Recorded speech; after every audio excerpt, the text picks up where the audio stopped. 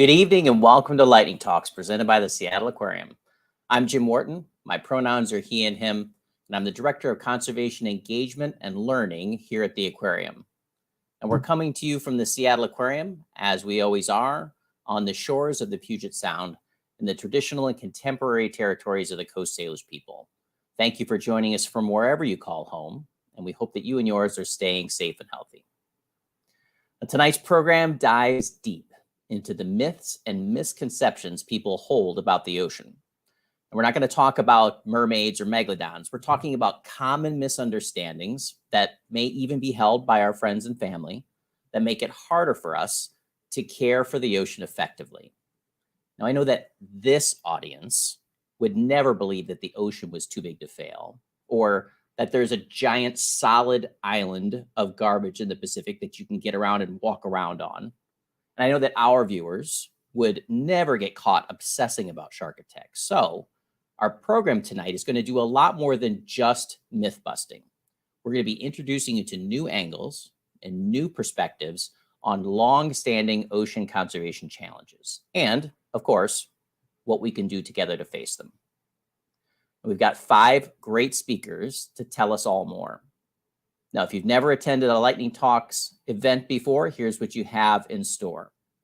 5 speakers have 5 minutes each to share one big idea and not 1 second more.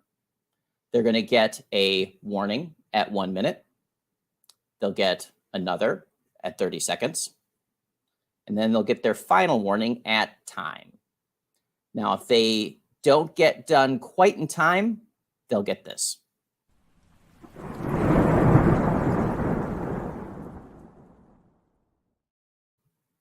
Now, we want to keep things moving tonight, so we're not going to stop for questions in between speakers. So if you have a question or a comment, please do put those into the chat. We're going to come back at the end of the evening. We'll bring all of those questions and comments into a Q&A session with our speakers. Now, if you enjoy what you see tonight and you'd like to see more programs like it, please do consider a donation to the Seattle Aquarium. When you support the Seattle Aquarium, you're joining us in our mission of inspiring conservation of our marine environment. And if you haven't yet, consider clicking like and subscribe. Now, we have a really great program, and as always, I'm super excited to dive in. So we're going to get right away started with our first speaker. Our first speaker is Paul Cox. Paul is the Managing Director of the Shark Trust and the Vice Chair of the Association of Zoos and Aquariums Sharks and Rays Conservation Initiative called SAFE. Paul is going to tell us how we should, or maybe shouldn't, be talking about shark attacks. Paul, are you ready to kick us off? Sure am. All right. The floor is yours. Thanks, Jim. Good evening. So I'd like to talk about sharks, about the mythology that surrounds them, and what I think we should be doing about it. So sharks and rays are a stunning and diverse group of animals. There are huge sharks the size of a bus, tiny sharks that would fit in your pocket. There are sleek grey sharks that cruise the open ocean, strange frilly sharks that hide under rocks. There are sharks that migrate thousands of miles every year. There are sharks that barely move at all. There are sharks that swim up rivers, sharks that walk on land. There are long saw-like noses, wide flat heads, sociable sharks and loners, massive plankton-eating rays, ancient chimera, and the awesome filter-feeding basking shark. Oh, and there's one more top left, the great white, the famous one. So sharks and their cousins, the skates and rays, show a remarkable diversity in color, shape, size, and behavior. They occupy virtually every ocean ecosystem, from deep sea to coastal waters, from the tropics to the deep dark waters of the poles. They provide a draw for divers and snorkelers wishing to get close and to share their world and to feel what it's like being in the presence of these animals. But also, unwittingly, millions of people around the world share the ocean with sharks every day. Sharks of one sort or another are never too far away when you're in the sea, and that's a good thing. And encountering a shark in a wild space can be amazing, thrilling, and emotional. They are quite simply incredible animals that enrich our oceans and our lives. But sometimes, just sometimes, things can go wrong. Not all human-shark interactions are positive, and bad news travels fast. Stories of negative human-shark interactions make headline news. Coupled with the long-term impact of that movie and the continual drip of sensationalist media coverage, this leads to the existence of something of a myth about sharks. I think you know what I'm talking about, and Jim highlighted it before we started. In fact, myth probably isn't the right term. It's a frame.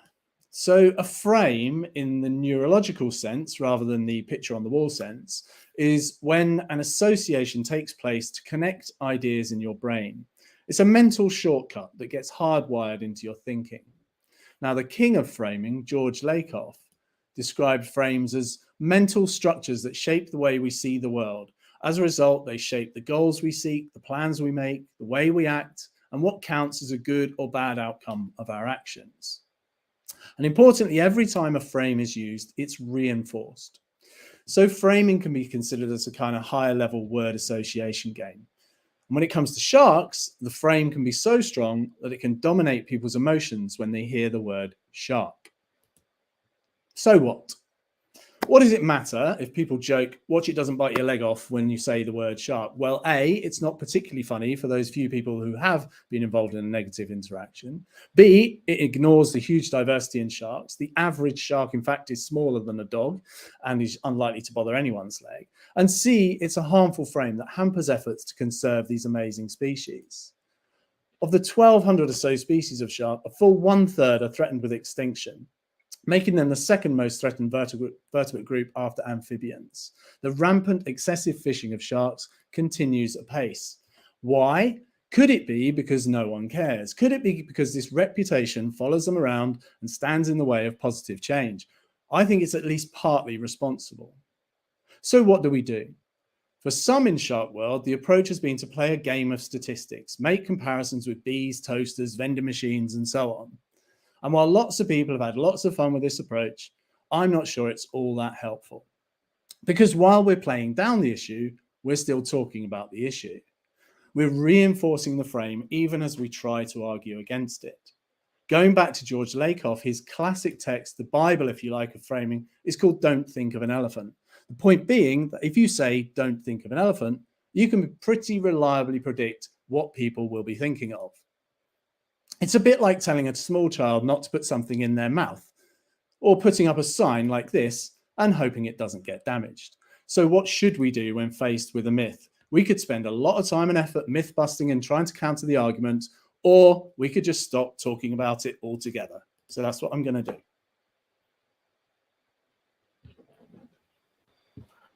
Thank you, Paul. You know, I know you and I are well aligned on this topic, and I find myself throughout my entire educational career, I used to thrive on this idea of these relative risk, sorts of games, right? Which crazy statistic can I pull out? Falling airplane parts, or professional soccer players, or whatever it might be, more likely to bite you than a shark. But you know, it turns out that it might just be better to find a better topic. And there's so many good things to talk about with sharks. Yeah, right. I think it's about getting on the front foot and talking about what you want to talk about, rather than kind of responding to that and trying to defend that frame, and just kind of move on to more positive things. Yeah. Thank you so much, Paul. If you all have questions for Paul, please remember to put those into the chat, and we'll have a great Q&A at the end of the evening. Thank you very much, Paul. We'll see you again soon.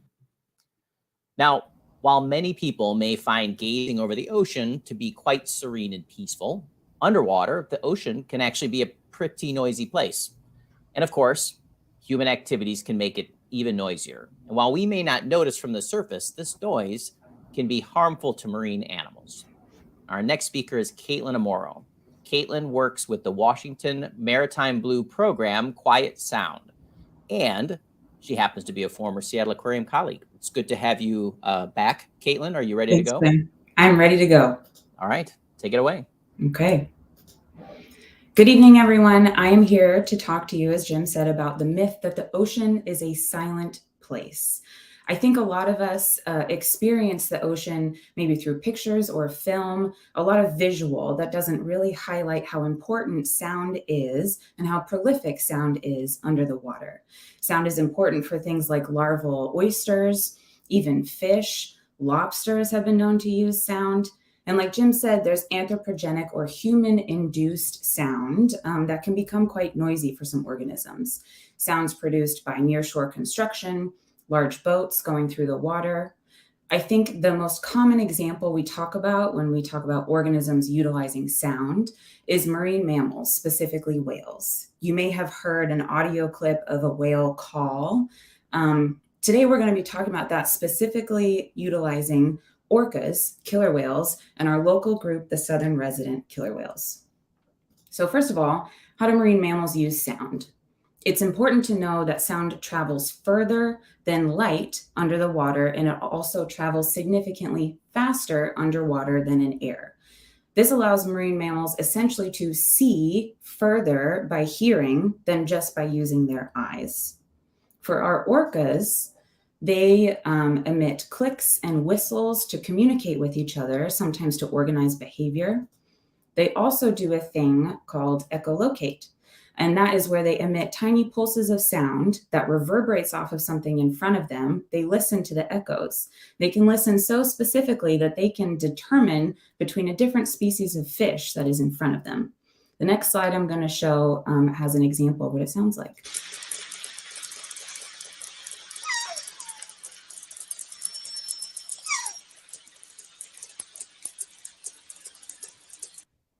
So that was an example of clicks and whistles from our Southern Resident Killer Whales that call the Pacific Northwest home. These are a very specific group of whales that are primarily fish eating, and they really like a certain type of salmon. Unfortunately, these whales have been in decline over the last many years. They are critically endangered and are only at 73 individuals. There are three main threats that this group of whales face. One is prey availability. There's not enough salmon that they like to eat. Pollutants in the water that gets into their system, and then acoustic disturbance from large commercial vessels. It's too loud under the water for them to do what they like to do. So when I'm saying large commercial vessels, I mean our cargo ships and our cruise ships, the really big ones that utilize the Puget Sound Salish Sea very frequently. It turns out when these vessels travel at their usual speed along the water, the level of noise they emit is so noisy for the whales that they have a hard time finding prey and communicating with each other. This is a pretty big issue if the whales are facing a limited food source to begin with. This is a map that shows our Washington state and some Canadian waters. And these red lines are the high traffic areas of the large commercial vessels coming into the ports of Seattle and Tacoma and up north into Canada. And this very much overlaps with the critical habitat of the Southern Resident Killer Whales. When I say critical habitat, I mean areas that the whales are using to hunt for the fish. So what are we doing about it? We are asking ships to slow down. It turns out that when these really large vessels slow down from their usual speed to a specific speed, that their underwater noise is reduced so much that it ideally no longer impacts the whale's ability to engage in their normal behavior. So what you see are two maps, one in Canada, one in the US, that have blue outlines of these voluntary vessel slowdown areas that happen at specific times of year when the whales are known to be there looking for fish. And this works. We have high participation rates from vessels, captains volunteering to slow their vessels down. And it lowers the amount of noise in the area, sometimes up to 3 decibels, which is significant for these whales. So what can you do to help this particular situation? One thing is you can visit us at quietsound.org to learn more about the other projects that we're doing. Sign up for our newsletter. You can also help us gain an understanding of where the whales are by reporting a whale sighting to one of these 3 different entities that will help our mariners on the water take evasive action when safe and feasible to do so to lessen their impact on the endangered Southern Resident Killer Whales. You can also listen to live feeds of hydrophones, underwater microphones in the Puget Sound at orcasound.net. So thanks so much. Thank you, Caitlin. Hey, Caitlin, when the idea of that noise competing for their, when they're communicating or if when they're trying to hunt, is the noise so loud that they can't hear each other, or is it more of a disturbance that just makes it too much work? Like, what is the interference that's happening? That's a great question. And I think for me, that comes to the difference between the terms noise and sound. Sounds are things that are happening all the time. The heat pump behind me is going off right now, but it's not inhibiting what I'm trying to do in this presentation. When it becomes noise is when it then inhibits an organism's behavior to do what they're trying to do. So it's been shown that these whales stop communicating with each other and they stop hunting and they leave the area sometimes when these vessels are in the space. So it really is so noisy for them that they cannot concentrate on what they're doing. Yeah, that's a helpful distinction between sound and noise. Thank you. Now, Caitlin is again going to be back for Q&A. So if you have questions for Caitlin about sound, about whales, please do continue to put those in the chat. I've been seeing those come in. Thanks again, Caitlin. We'll see you soon. Now, some of you may have heard at some point about a Great Pacific Garbage Patch. And you may even have heard it described as an island as big as the state of, insert state here. And this kind of language is meant to be shocking, but it can also draw our attention away from more serious problems that are associated with plastic pollution. Our next speaker is Yoshi Ota, a professor of practice at the University of Washington and the director of the Nippon Foundation Ocean Nexus Center. Yoshi's going to talk to us about some of the larger implications of too much plastic. Yoshi, are you ready to tell us more? Yes. Can you hear me okay? We can hear you just fine. Take it away. Great. Yes. Yeah. Thank you. So thank you very much, everyone. This is a wonderful opportunity. I want to share kind of like three myths, and then I wanted to explain why they're myths. One is about plastic patch. Is there any island in the ocean where tons of plastic is right there, concentrated, and we can walk? And perhaps the solution for the marine plastic problem is just to have an enormous, gigantic machine to just scrape all the plastic out of the ocean where it's concentrated, which is not really true. As you can see, my microplastic footprint right here is described from the research. Plastic is unfortunately everywhere. There's a certain concentration which people actually observed and modeled and is seen as a plastic patch, but that's really just a part of the story. Most of the plastic is compartmentalized and is sunk into the water. So as you can see, the 61% of global marine litter is really the plastic. It's unfortunate. It's just really everywhere. It comes from the land and it goes to the water. And this enormous amount of the plastic debris are floating at sea, 5 trillion debris. It's really almost incomprehensible. But it's not just what we can actually visually see. We see the macroplastic, which we see on the surface. We see microplastic. It's compartmented small, but just about to see. But we also have nanoplastic sunk breakdown into the water. So not just scraping through and not taking away from the garbage patch isn't really the solution. Second, do we really need plastic? And this is just a huge question. Obviously, plastic is very, have a diversity of applications. You can use it for the many things. It's just really made our life much easier for improving hygiene, facilitating drink and clean water, and so on and so forth. So it's really something attached to our life and everyday consumption. But if you look at the history of the plastic, we kind of see that this demand is really manufactured. For instance, it started from 1900 and it just really started getting into the industry 1916, 1920, and then after the war, the plastic became huge.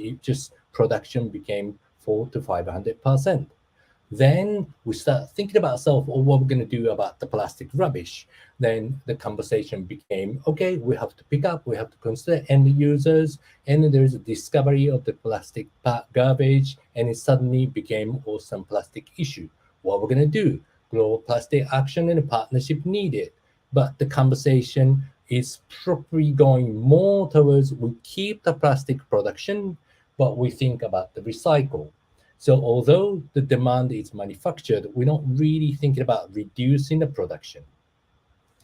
We don't certainly think about the people living within the coast and having heavy plastic pollution in their water, in their life, in the place where they used to fish. Now, recycling. If that be a solution, there has been a treaty and a motion actually talking about the recycle. Let's recycle, but only the 10% of the plastic waste has been recycled. Realistically speaking, this really isn't the issue. And then unfortunately, lots of conversation is still very much closed. Top elites and certain leaders are talking about it, but it's actually the people who really make the money for most part of it. The oil industry has made 400 billion out of the plastic production, and they're spending 50 million to actually educate the people how useful plastic is. The conversation is not really equitable, and in a way, the plastic pressure and this burden, it goes down to the ocean and the fishermen and the people trying to just clean up. So what we're going to do, that me and my colleagues actually thought about it, and we actually come up with very simple two things. One, which everybody can do. One is, let's really stop making plastic and let us talk about it, not really about the recycle. To be real, and if we put the pressure on the production side, we don't really need a plastic to live. And then certainly we do, but we can actually change and transform by us saying it, not to deny it. And the second thing, it is more for the kids. It's very important that we actually not focus on just the recycle education, but we really have to keep our common sense, which is pick up your own rubbish, put in a garbage, don't just leave it somewhere and then thinking that people can pick it up for you. Our waste is our thing. Our waste to become pollution. We have to be very responsible, and let's really pass this equity consideration.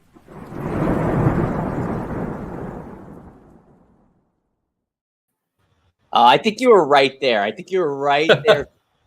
But didn't quite make it. But that was a great talk. There's so much to think about with plastic pollution. I love that we call it plastic pollution now and not marine debris, like it just happens to be out there. And the thing that's always struck me about recycling is that plastic producers love recycling because then it makes it our fault. You didn't recycle. Everything would be okay if you would just recycle. Whenever I think about this recycle conversation, and I start thinking about this kids, one of our researchers met, and he was living next to the ecotourism village in Malaysia. But his job is scraping through underneath of the water and then taking the plastic and take those just pick it up from the water, it's a dirty thing, and then put it in a bucket and then bring it down to recycle center. And he make a little bit about the money, tiny bit money.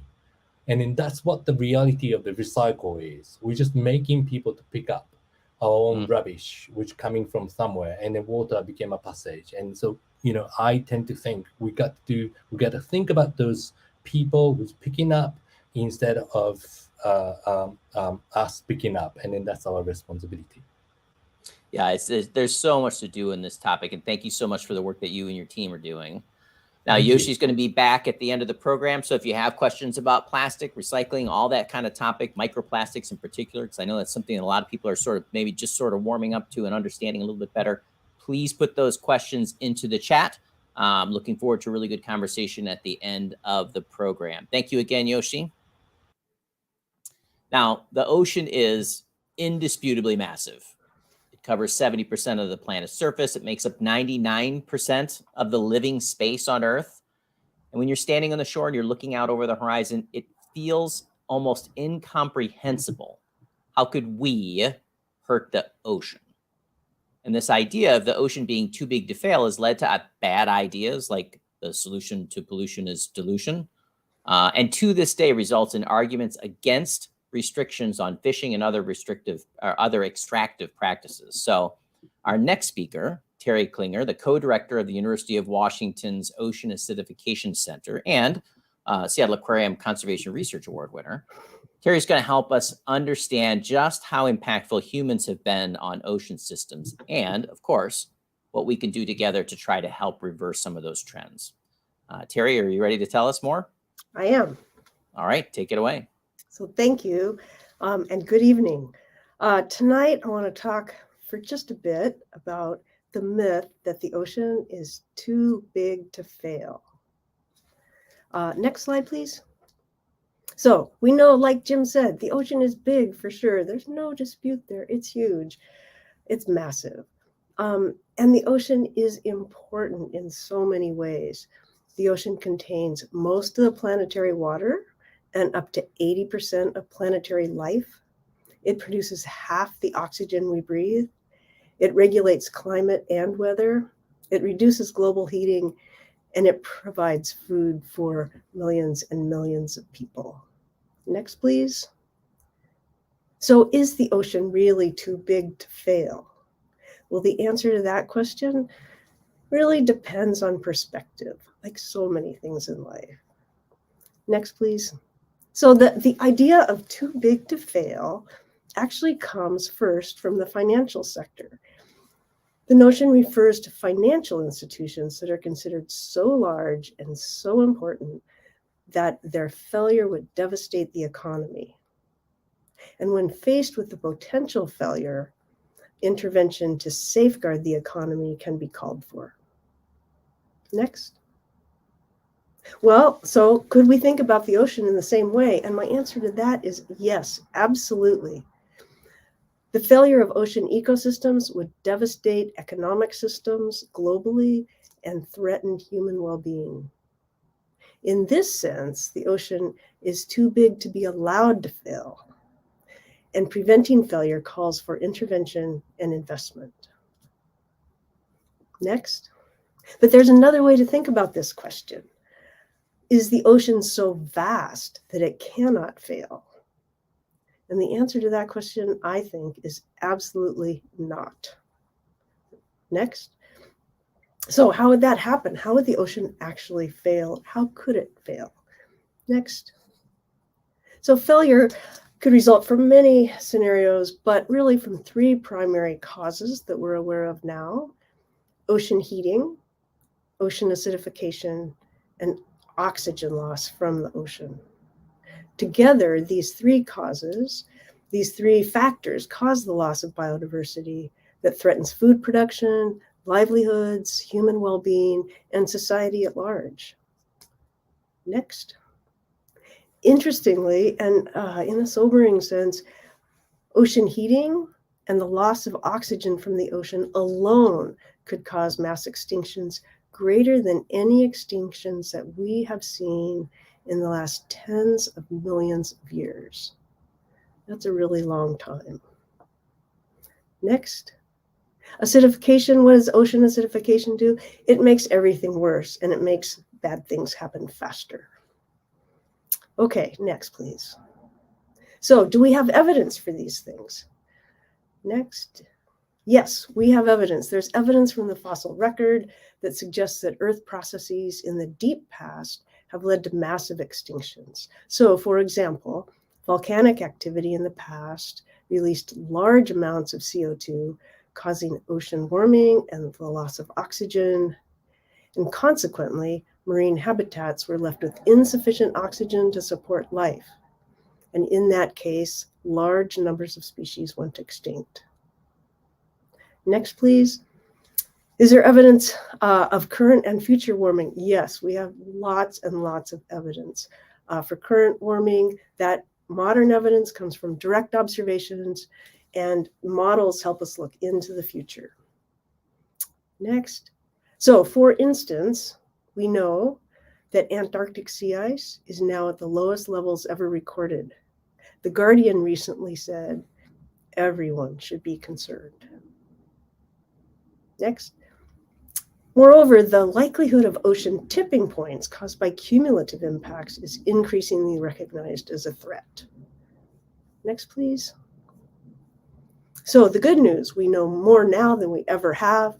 Our powers of observation are improving quickly. Communication and understanding are growing. and prospects for international cooperation are growing. Next. And it's not too late to change course. We can sharply reduce carbon emissions, and we must. We can and must end overfishing, reduce pollution, and prohibit seabed mining. And we can support the provisions of the new High Seas Biodiversity Treaty. Next. So we can all work for positive change to sustain ocean life. And I thank you. Thanks, Terry. Did you see the red light come up? I did, but So you I wrapped made it it. quickly. Yes, nice. Yeah, so it's it is scary to think of these giant global scale, sort of processes and feel like we can have a handle on it. But the one example that always comes to mind for me is the ozone layer. Like when I was young, the ozone layer was a doomsday scenario. Like it's a hole and it's only going to get bigger. And we changed that. We reversed that trend, right? We have. That's a happy outcome. And we can't, and it required a lot of agreement, a lot of international agreement. We have to work hard to replicate that scenario with respect to the ocean. But it's a reminder, the ozone hole is a reminder that we can make positive change. Well, thank you, Terry. If you all have questions for Terry, please do continue to put those in the chat. I've been seeing lots of great questions come through all evening long. Please don't stop. Please keep adding your questions and your comments, and we'll bring those back to our Q&A that's going to happen right after our last speaker. Thank you very much, Terry. Now, our final speaker of the evening is Dave Bader. Dave is the Chief Operations and Education Officer at the Marine Mammal Care Center in Southern California. Dave's also a past president of the National Marine Educators Association. He's going to bring us home by helping us understand why thinking about and caring for the ocean isn't just for people who live out on the coast, despite the fact that both he and I actually do live on the coast. Dave, are you ready to bring us home? I'm good to go. All right, take it away. So the motion should matter to everybody, not just people on the coast, and everyone should care. And why should people care? Well, they should care just because of the intrinsic value that the ocean has. I think, from Wyland to Lassen to the Amazing Blue Planet documentary series to Finding Nemo, there's a fascination that people have for the ocean and the inhabitants that are in there. And for me, this is enough. We could end at this slide, but I have a few more minutes. So let's talk about some of the other reasons that we should really care about the ocean. It's really important economically. There are 3.5 million jobs associated with the maritime economy, and that's more jobs than crop production, telecommunication, building construction. These are really important things that we talk about when we talk about our global economy, our national economy. The maritime economy is actually bigger. $351 billion are associated with that maritime economy. So we should care about the health of our oceans and the health of our maritime economies. Of course, seafood, that's probably the first thing that comes to everybody's mind, and how we're all connected to the ocean. And seafood is not just a wonderful choice to eat, but it's culturally significant. There are people who abstain from eating certain kinds of foods, meats, and things like that because of religious beliefs. There are different kinds of seafoods that are really important cultural traditions. And that's not just for people on the coast. There's seafood all over our country. And the United States is a melting pot with different cultures all over. Seafood can be very important to that. And we need to make sure that the seafood that we eat is there for that cultural tradition. So sustainability in our seafood is critically important. And unfortunately, many of the seafood products that we consume are not sustainably sourced. How do you know? Well, there are lots of different labeling systems you can look. One of the most popular being the Seafood Watch program out of the Monterey Bay Aquarium, but there are many others. This is how you can choose to eat sustainably in the seafood. And you should choose to eat seafood because it's not just important for our culture, but it's important for our health. Truly, thousands of lives can be saved actually every year just by eating seafood. Omega-3 fats and other parts of fish that we haven't really even discovered yet are probably really important to our heart health, and it can actually prevent death. So eating seafood can help us to live longer. And it also is important for weather, no matter where you are on the planet. The ocean stores massive amounts of heat. And as that heat moves around on the planet, it will actually shift and control where we see wind and weather patterns. The picture that you see on the left is an example of El Nino, that big red patch you see at the bottom. That's heat along the equatorial Pacific. And that heat is actually going to be moving around different patterns of wind and weather, causing different shifts in where it will rain or where it will be dry. This is what the ocean can do for us and what it does for us, and understanding it is critically important to predicting what we need to do. And of course, climate change. We've talked about this. The ocean stores all of that heat, but it also, as the planet warms, because of our burning of fossil fuels, it's going to impact our daily lives all over the place, including places in the middle of the country. If you love ice fishing, you live in the middle of the country, there are less days available for you to go ice fishing. But of course, extreme weather conditions, high heat days, all of those things are part of climate change, and ocean health are inextricably linked. And of course, our watersheds.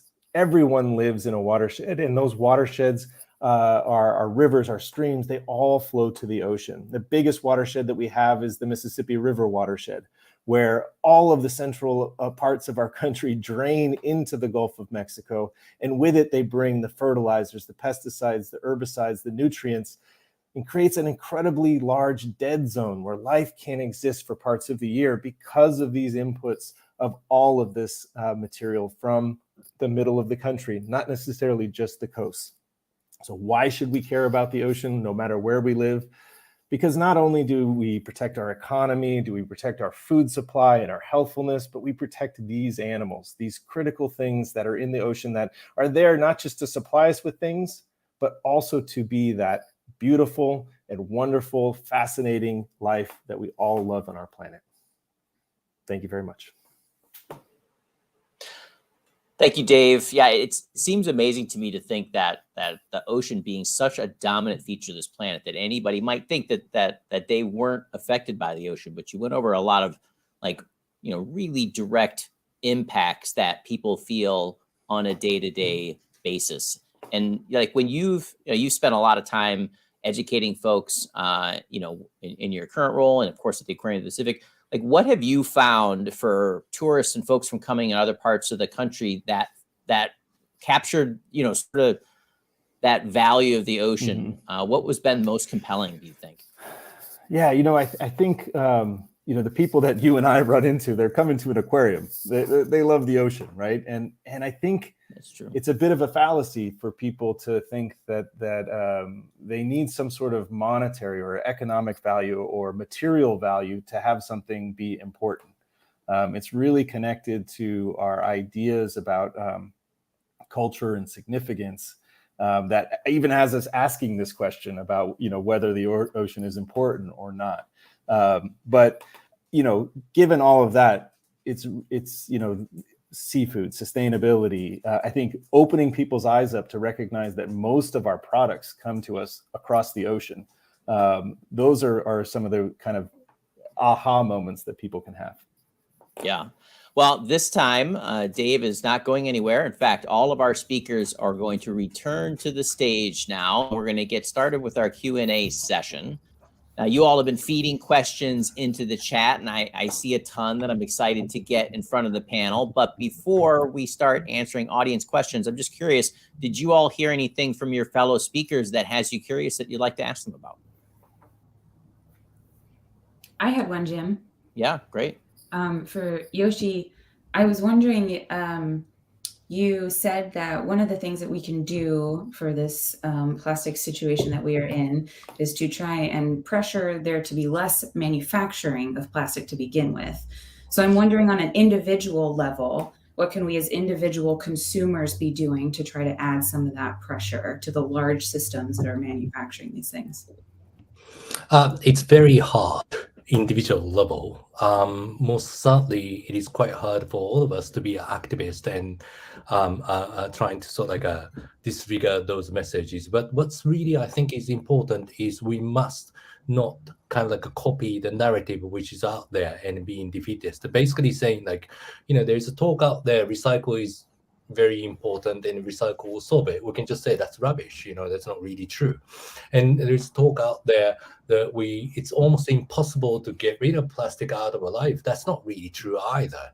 So we have to keep on denying it and then pass the message alongside, and maybe that will become very powerful. And more sadly, including the youth and the kids and everybody who's actually going to be the next generation will hear about this, and then be courageous and then be brave, and then it can promote. I don't want to put the burden on them, but at least something we can do. Yeah, there's definitely big systemic things that have to happen in order to facilitate a reduction in plastic production. But I think with people, when they're looking for things to do, that idea of reducing your plastic footprint seems daunting, because you just look through your house and you go to the store and you think, like, how am I going to do this? And then get discouraged because if I can't get rid of it all, I just give up. But they're just, I would encourage people just to find a couple of areas, a few things, a few pieces of plastic you can use less of, and just start chipping away. Because I think, when we started to really think about it in our house, it was things like shampoo bar instead of a shampoo bottle, and then it starts to get fun. Like, what else could we get rid of? And I think that, even though us, saying no to plastic is not going to fix the whole thing, when it comes time to make those big systemic asks to have our legislative representative support, if you have a whole community full of people who've been doing the work and are excited about it, those kind of asks are going to be a lot more compelling. And Jim, if I can just jump in, I think all of us here could do a better job of encouraging our audiences, the people we connect with, to interact civically at those kind of systemic levels. Because I think we often go straight to individual consumer choice in seafood or plastics consumption, and some of the biggest challenges we face are those systemic ones. And we have this idea that it's really hard to connect with your elected officials, but it's not really that hard. And we can all do a better job of making sure that our voices get heard, and that our elected representatives actually represent us by knowing what we think. And we need to do a better job of encouraging people to do that. That's a great point. So I've got a bunch of questions that I'm going to bounce around, just because one of the things that came in that just sort of is really interesting to me. We talked about, like, how do we change the ozone layer thing? Big international agreements. We're just coming off a huge international agreement around the high seas. Plastics is probably going to require a giant international treaty level work.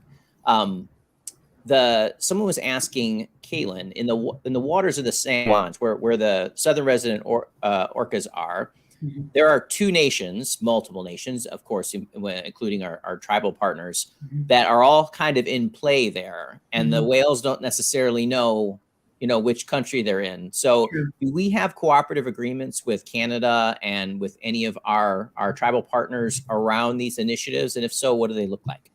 Absolutely. Yeah. So I think I want to answer that question kind of twofold. The first is to directly answer the question. We very much work with our Canadian partners. The program is called ECHO. That's been operating up in Canada for the last around 8 years.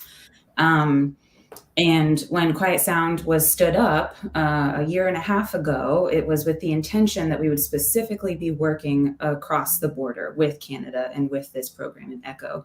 So we're learning a lot from them as we go, and we're trying to match our communications. We're doing things like trying to use the same technology, recognizing that the mariners transiting through our waters are going to both places. So we might as well be speaking the same language in a way with the technology that we use, and trying to get the word out there as consistently as possible. Then the other thing I want to talk about is Quiet Sound. We call it a collaborative program, in the sense that we try to have all of the folks at the decision-making table who may be impacted by this program. So we have our conservation representatives helping us make decisions. We have state and federal representatives. We have tribal representatives. We have maritime industry representatives. So everyone is there making the decisions together. And then that helps this buy-in, right? It helps the buy-in from the industry who's on the water. They said, we were a part of the decision-making. We were helping to shape how this is going to actually work on the water. So yes, we are happy to participate. Terry, when I'm thinking of ocean acidification, I know that I can't remember the phrase that people use. It's like climate change is like Evil twin. evil twin. That's right. Like it's definitely not a thing that people intuitively understand. Like because it sounds like it's like the ocean is becoming corrosive per se. Like we can't put our feet in it, but it's a chemical thing. So it's not like something we can tackle just in the sound. How do you all go about these kind of either international or multinational agreements to try to make a dent in this issue? Well, to my knowledge, that's a great question. To my knowledge, there have not yet been international agreements about ocean acidification per se, in the same way that there haven't been international agreements about carbon emissions, right? That's a hard place to go. But there is an enormous amount of international collaboration on the science of ocean acidification, both the science and the effects. We in Washington work with people up and down the West Coast, our colleagues up and down the West Coast, on the East Coast and around the world. A number of entities or bodies have been formed to address the issue, to advance the information that can be given to decision makers, to the IPCC. The IPCC is a big, the IPCC the International Program on Climate Change is an international body that pays attention to these things, and the ocean is becoming more and more prominent in their reports. And so really what we're doing is building awareness among policymakers, decision makers, and the public in general. And that is necessary to get to the end product of national legislation and international collaboration. These topics, they're so big, they're so global. We have to cooperate, right? There just aren't things that we can sit in our own labs and try to figure out by ourselves. Paul, I'm trying to think of like in this effort to move away from talking about shark attacks as the dominant. I mean, one of the reasons shark attacks are in the news is because they're rare. If they happened every single day, people would sort of shrug it off like, another shark attack. But because they're rare, they're news. And because they're news, it's really the only thing the news ever talks about with sharks. Are you aware of efforts of either NGOs or other orgs who have tried to sort of get a handle on either the news media's efforts to talk about sharks or the way that they talk about sharks? Yeah. I mean, that's something that we constantly doing is trying to put positive news stories about sharks and about the issues that sharks face. And every time there's a meeting or an agreement or an upcoming push for protection of one species or another, it's very difficult to get because it's not as exciting as an incident, right? So there's a collaborative of NGOs in the UK, not including us actually, who are working specifically on trying to engage the media with a toolkit on saying this is how we should be speaking about sharks. But it's a big uphill battle. I mean, it's the media. The media has it has its own algorithms for what makes a good story and what gets clicks, and that gets more and more difficult, I think, as time goes on. It becomes more kind of clickbait. So it is difficult. It is something that we're all working on. But as I say, I think from our perspective, it's just keep putting those positive news stories out.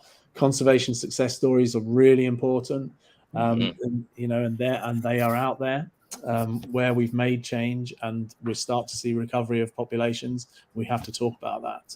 I think it's just about continually bombarding the world with positive news stories and using social media, bypassing kind of the traditional media channels and using social media to get those stories out there. Paul, that's almost happening here in Southern California with our local white shark population. It's increasing, and we had a few warm water years where we had white sharks around year round, and the news reports started to change a little bit. It was more about, paddle boarders chasing down, white sharks and doing things, as opposed to people getting bitten or something like that. So maybe it's a little mini example of that happening here in Southern California. And it's a tricky balance, right? Because if you can foster the pride of that community in those sharks, that's super powerful. But there's also a balance, because in Massachusetts, where the white shark populations are also rebounding, they're having a harder time making that balance. It's almost like, are we ready to be successful? What happens if it works and there's more sharks? That's a good thing, right? That's funny. Yoshi, someone was asking in the chat, why can't we just go back to glass? Like, why can't, why is that so difficult? Why can't we just say, forget the glass is better, aluminum's better, let's just forget plastic altogether? We can. It's just not profitable for people who's making money. So it's really difficult. One story is there was island nations in the Pacific, which actually had this really nice circular economy going, having the glasses and then using it. And then once you use it, you bring it back to the shop and then wash it and then keep on doing it. It was really happening. One day, the industry actually export and all the plastic bottles for the beverages. And this just next day, because they didn't have a waste system, it just town filled with these plastic waste, and then that's just became a pollution. And then that's really what it is. Things can really happen in one night, but it's so hard to reverse. But if we have a will, we can actually do it. So it's not really a matter of the technical issues. It really is the will, and we're trying to keep the things which should be the way it is, and let's really not destroy it. So yeah. Yeah, it's tricky because glass is heavy, as someone in the chat pointed out. And so it's very expensive to transport, and which means it has a larger carbon footprint. So things aren't always A, B, you know what I mean? Like, it's not like, well, this one's obviously better, so we do that. And there's always just feels like it gets really complicated really fast. There's certainly certain trade-offs, and then it's funny that some of the people actually goes into plastic islands and then talk to the people in the community and the village, what's wrong with the plastic. And people saying like, okay, if that's so wrong about it, why you keep making it? That's just the final answer. It's just very clear answer. Just like, why are you making it? Why don't you stop making it? And then that's all what it is. Obviously, there's certain inconvenience by using the glasses. There was a certain inconvenience for everything. But it's better than having this rubbish, which just stays in the water somewhere for generation and after generation. It's just really not present and responsible. Caitlin, I'm seeing a lot of questions about sound, and people are curious about listening and how do the hydrophones work? Are they stationed around the sound? Like, how is it that we can eavesdrop on orca whales? So there is a network of hydrophones being underwater microphones that exists in Puget Sound waters called Orca Sound. And they are kind of individually owned and operated hydrophones that you can go to the website, I think is in the chat a little bit earlier, orcasound.net. And so they are physically embedded kind of in near shore, and they are listening all the time. And you can just press a button and listen live. Maybe you'll hear a whale, maybe you won't. But then there are other kinds of hydrophones that, in our slowdown that happened this last winter, we put this big thing in the water that kind of looks like a big spider. And just one tiny part of it was the microphone. And then there were a lot of batteries and computers and things. So that big spider went down to the bottom of the water about 200 feet deep, and it just listened for 2 months straight. And then we pulled it out of the water, and now we're in the process of analyzing that data to match up the sounds of the vessels with what we know about the speed of the vessels that went by. And we have a comparison period. So we're going to be able to say, when vessels were slowing down, was it actually quieter than when vessels were not slowing down? We know that it's true up for Canada, but the waters around here are so intricate, and the currents make things really difficult. It turns out temperature and salinity and things like the composition of the water affect the noise as well. So it'll be really interesting to see these first analyses that we get. Caitlin, is it true that the sound was quieter during the pandemic? Oh, Jim, that's a great question. And first of all, I don't know if there was actually anyone recording it or if anyone has crunched that data. But what I do know is even though there were less ships at port, there were more ships at anchor in the Puget Sound waiting to get into port because there wasn't space for them. And what they did at anchor was they had their generators, another engine running so that they could keep the lights on. So there were even people complaining from shore that it was really loud. So if you can imagine, people above the water could hear it. Below the water, it was probably really crazy. Dave, that was the same thing that was happening off the coast of LA, right? Yeah, we had hundreds of ships offshore, seemingly. And for us, it wasn't noise. Well, certainly with the ocean, it was noise, but there was a lot of pollution, air pollution involved with that as well.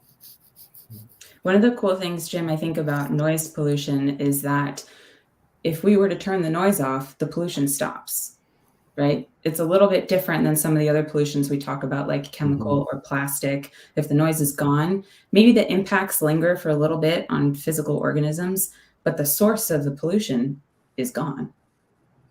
Yeah, in a way, that's really hopeful, right? Like that feels very manageable, as opposed to plastic, which we'll be living with for eternity. Yeah.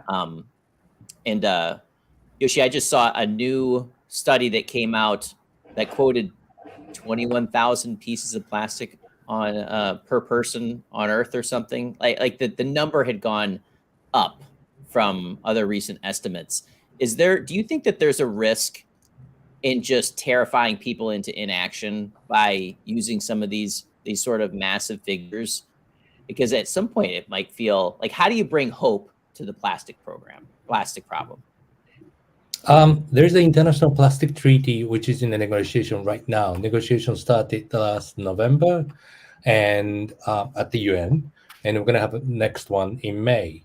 And it's very interesting. The conversation was pretty much recycled before, but now conversation is moving towards much more about equity.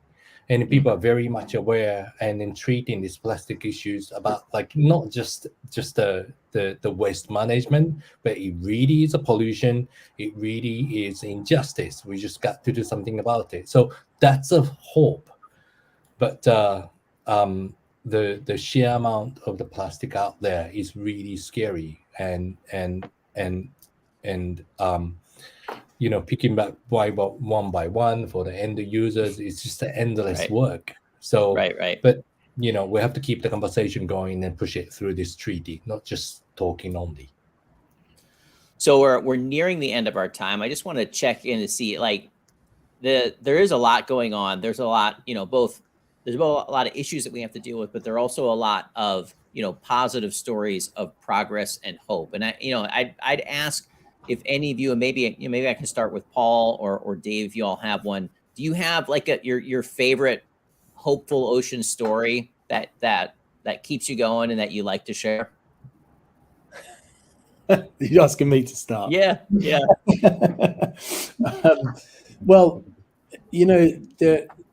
I think Terry mentioned it earlier. The High Seas Treaty. The last sort of 4 months, we've had CITES, we've had the 30 by 30, we've had a High Seas Treaty.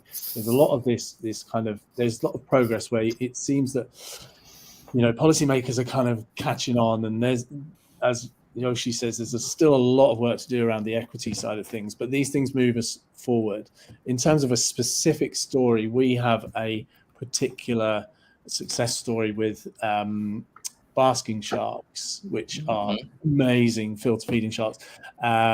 When the Shark Trust was first founded 25 years ago, basking sharks were still being fished in the Northeast Atlantic, and one of the first things we did was pull together a coalition to get them wildlife protection. Now every year we're watching and seeing slowly that kind of those signs of recovery in that population.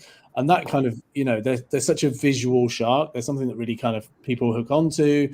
They're very positive. They're icons. And that kind of, to me, is a really positive story in our part of the world. Dave or Terry, anything that you like to share or keeps you going? I'll just we'll keep on the shark theme, and the fact that we have baby white sharks that you can see in Southern California is an amazing story, and it has everything to do with regulation and support for more sustainable fishing practices, and it's just shows that with a little bit of investment, it can make a big difference, and people can have these really iconic creatures. And maybe I'll just add really quickly, returning to the High Seas Treaty on Biodiversity, we, writ large, have been working on that for more than 2 decades. And I find it, there's such a long way to go, but I find it just really good news that there was an agreement reached. And I think we have to take hold of those moments where we have, happy outcomes. Yeah, it can be frustrating to hear all the challenges that we're facing, but I think that you all have sort of illustrated it's true that it feels like people are getting it, that the ocean is an important, influence in their lives, that it needs to be a priority for us to be able to move forward and just to come to an understanding that ocean health and human health are really, the same thing. Mm-hmm. Well, that's the time that we have for this evening. Thanks all again. Our speakers are fantastic tonight. I know that there are wild applause at home, and if you all want to drop some of that appreciation into the chat, I know the speakers will appreciate that as well. If you enjoyed tonight's free science event, please do consider a donation to help keep programs like Lightning Talks free and accessible for all. Our next Lightning Talk event is May 18th. And we're excited to drift into the world of jellies, aka jellyfish. If you aren't already, please sign up to be on our email list, and you can get all of the updates on that program and all the future programs as well. And of course, you can see all of our past Lightning Talks events on our YouTube channel. And while you're there, you can click like and subscribe. Thank you all so much for joining us tonight. Have a great evening. Thank you. Everyone.